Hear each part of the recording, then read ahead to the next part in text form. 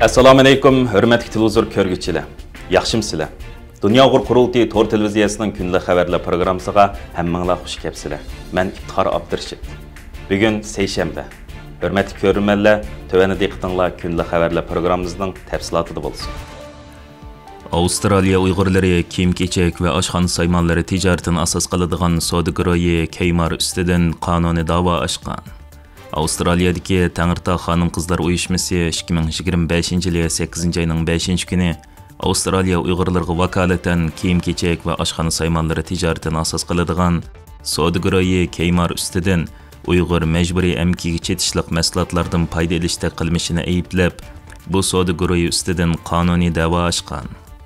Avstraliya Tangirtog' xonim-qizlar uyushmasi 2021-yildan boshlab kishilik huquq qonun markazi va Blackburn advokatlar jamiyati qatorliq qonun organlarini taklif qilib, xalqaro kishilik huquq tashkilotlari Uyg'ur irqiy qirg'inchiligining ziyonkashligiga uchragan shaxslarning material ta'minlashi bilan bu da'voni Avstraliyaning Melbourne shahrida 5-avgust kuni boshlagan.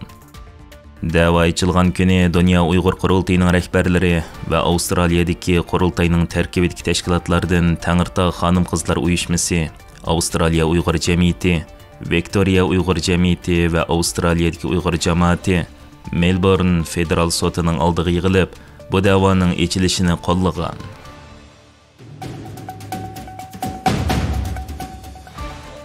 Mushu ayning 4-kuni Hindistonning Tribune gazeti Dunyo Uyg'ur qurultayi Xitoyning Uyg'urlarni bostirishiga qarshi xalqaro jamiyatning orqaga chekinishini aybladi nomli bir maqola e'lon qilgan. Maqolada yozilishicha, Angliya kishilik huquq birlashma komiteti bir doklad e'lon qilib, Xitoyning davlat halqigan bostirish xavfining kengayayotganligini oshkorladi.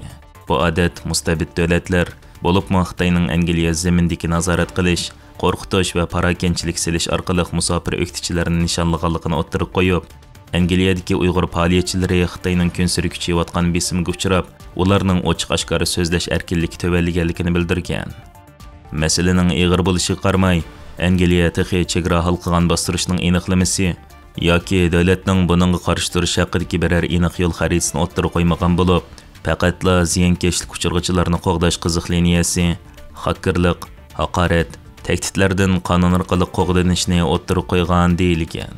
Mazkur maqolada yana Dunyo Uyg'ur qurultayining bu haqda xalqaro jamiyatga qilgan chaqiriq haqida to'xtalib, bu haqda Dunyo Uyg'ur qurultayi Uyg'ur kishilik huquq qurilishining yangi dokladidagi bayqalgan tafsilotlardagi Sharq Turkistonning poytaxti Urumchidan Yevropa Ittifoqi, Angliya va Shveysariyadagi nurg'un shaharlarga bevosita havo yuk tashish liniyasining shiddat bilan ishlayotganligini o'ttirib qo'yib, har qaysi davlatlarni Uyg'ur majburiy amkidan ogohlantirgan.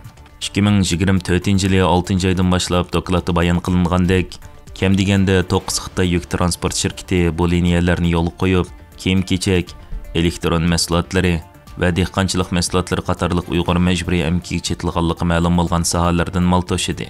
Xitoy hukumatining rayonda qattiq kontrol qilishi va nazorat qilish sababidan ta'minlash zanjirini mustaqil tekshirish qiyin bo'lmoqda.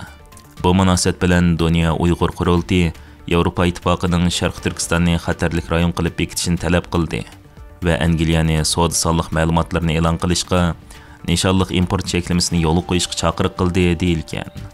Maqolada Dunyo Uyg'ur qurultayining Argentinaga so'ngan arzi haqida to'xtalib, bu haqdagi mulohazani o'ttirib qo'ygan bo'lib, Argentinadagi eng yuqori jinoiy ishlar sudi Uyg'ur kishilik huquq tashabbuschilarining Xitoy amaldorlariga qartilgan irqiy qirg'inchilik va insoniyat qarshi turish delosining davomlashishini qo'lga keltirdi.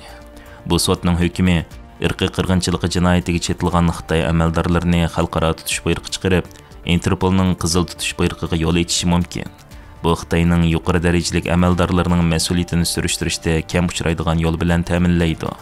Uyg'urlar asosligi Sharq Turkistonning yerli xalqi bo'lib, Xitoy hukumati tomonidan keng ko'lamli kishilik huquq dafsanchiligiga duch kelgan zo'r turkumdagi Uyg'ur va boshqa turk xalqlar atalmish qayta tarbiyalash lagerlariga solangan, doklad va tekshirishlarda majburiy emgak, keng ko'lamli nazorat qilish, diniy cheklamalar, oilalarni ayirib etish va irqiy qirg'inchilik ayblashlari tafsiliy bayon qilingan.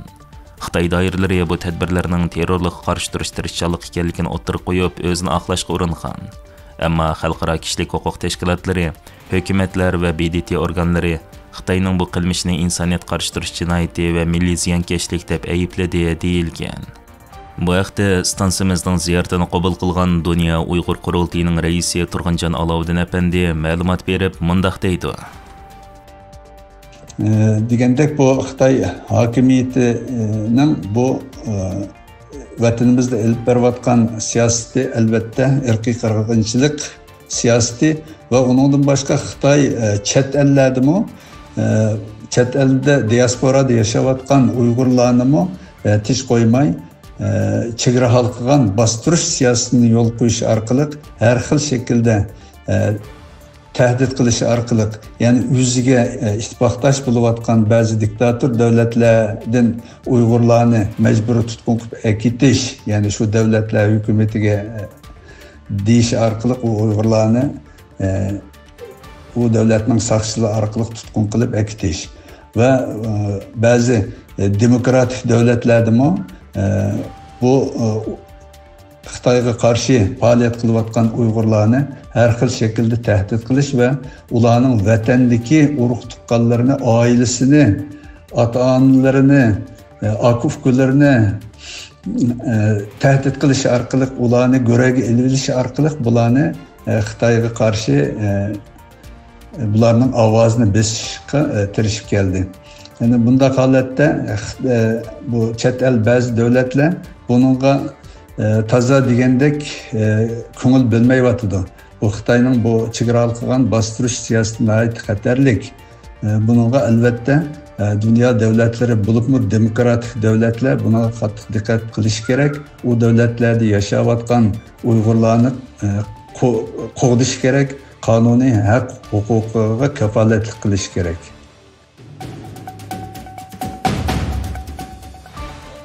Türkiyədəki Xalqara Şərq Türkistan Təşkilatlar Birliyi 8-ci ayının 2-ci günü məzkur birlikning umumi saylam yığınını ötküzüb, rəis və idare heyət əzalarını yenidən saylab çıxqan. Saylamda məzkur birlikning 9 kişidən tərkib tapqan idare heyət əzaları saylab çıxılğan olub, Saylam komitetinin elan qılğan saylam nəticəsi boyunca Xalqara Şərq Türkistan Təşkilatlar Birliyining muvaqqat rəisi Nurmuhammad Turkistani məzkur birlikning rəsmi rəisligiga saylanğan. Obul Qasim Zarabshan və Musajan muavin reislik saylanğan. Məzkur birlikning baş katibligiga Zikrullah Alim, maliya mas'ulligiga Nizomiddin Tamkini, ayollar və oila ishlari mas'ulligiga Munavvar O'z'Uyg'ur saylanğan. Shvetsiyadan İbrahim Yusuf birlikning Yevropa vakilligiga, doktorant Abdusalom Teklimakan və Merdan Uyg'ur birlikning idora heyət a'zoligiga saylanğan bo'lib, birlikning yangidan saylanğan reis və 9 kishilik idora heyət a'zolari 2025 yılı 8-ci ayının 4-cü günüdən başlap Xalqara Şərq Türkistan Təşkilatlar Birliyiga rəsmi türdə vəkillik qılıb vəzifə ötəydi ekan.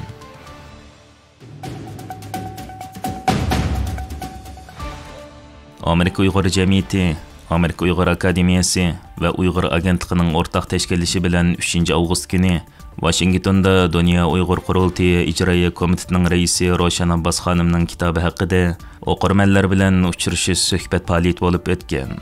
Roshan Abbas xonim faoliyatda mazkur kitobda ilgari surilgan ideyani Uyg'ur jamoati bilan o'rtoqlashib, tez fikmas ro'yining haqiqiy ma'nosining Xitoyning irqiy qirg'inchiligi va davlat halqigan bostirishlarga qarshi jasoratli bir kurash xotirasidan iborat ekanligini ta'kidlab, bu kurashning nuqul Uyg'urlar uchun emas, erkinlikni qadrlaydigan barliq insonlarning majburiyati ekanligini o'ttirib qo'ygan. Faoliyatga Uyg'ur agentligining mas'uli Tayir Imin Uyg'uryan apandi riyosatchilik qilgan bo'lib, faoliyat jarayonida Sharq Turkiston da'vosi va uning navbatdagi vaziyati haqida qizg'in suhbatlar bo'lib o'tgan. Hörmətli görürmənlər, yuqorida diqqətinizə günlük xəbərdə proqramımızın təfsilatını sunduq. Kelər qıtımlıq sanımızgacha görüşkiç aman bolğaysızlar. Stansiyamızın YouTube kanalıga a'zo bo'lishni unutmang. Xayr xo'sh.